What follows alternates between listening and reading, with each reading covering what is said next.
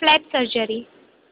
દાંતમાં થતો રોગ પાયોરિયા, જેમાં દાંતની ફરતે પેઢામાં પોકેટ થાય છે. તેમાં જમા થયેલ પ્લાક અને છારી સામાન્ય રીતે કરવામાં આવતી દાંતની સફાઈથી નીકળતા નથી. તેના માટે પેઢાની સર્જરી કરવામાં આવે છે, જેને ફ્લેપ સર્જરી કહે છે. ફ્લેપ સર્જરી નીચે દર્શાવવામાં આવેલ અલગ અલગ રીતે કરી શકાય છે. Full thickness partial thickness flap, non displaced flap, conventional અને papilla preservation flap. Flap surgery કરવાના હેતુઓ: મૂળિયા પર બાજેલી છારી સુધી પહોંચવા માટે, પોકેટનું ઊંડાણ ઘટાડવા અથવા પોકેટને દૂર કરવા માટે, બોન ગ્રાફ્ટની પ્રક્રિયામાં સરળતા માટે.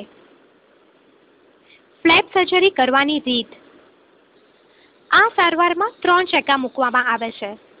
પ્રથમ ચેકો પેઢાની બહારની બાજુથી અંદર હાડકાની ટોચ સુધી મૂકવામાં આવે છે. બીજો ચેકો ચિત્રમાં બતાવ્યા પ્રમાણે પેઢાની અંદરથી હાડકાની ટોચ સુધી મૂકવામાં આવે છે. ત્રીજો ચેકો પ્રથમ અને બીજા ચેકાના છેડાને નીચેથી જોડતો મૂકવામાં આવે છે, જેમાં પેઢું દાંતથી અલગ કરવામાં આવે છે. ત્યારબાદ બગાડ થયેલી પેશી અને દાંત પરથી છારી દૂર કરવામાં આવે છે.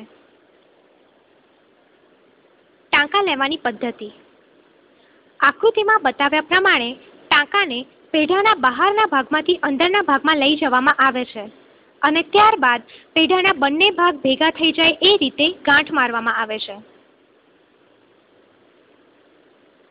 સર્જરી પછી રૂઝ આવવાની પ્રક્રિયા: ટાંકા લીધા પછી પેઢા અને દાંત તથા હાડકા વચ્ચે લોહીના ગંઠાવવાથી રૂઝ આવે છે. બરાબર રૂઝ આવતા 7 દિવસ લાગે છે. દર્દીને 7 દિવસ પછી ટાંકા તોડવા બોલાવવામાં આવે છે.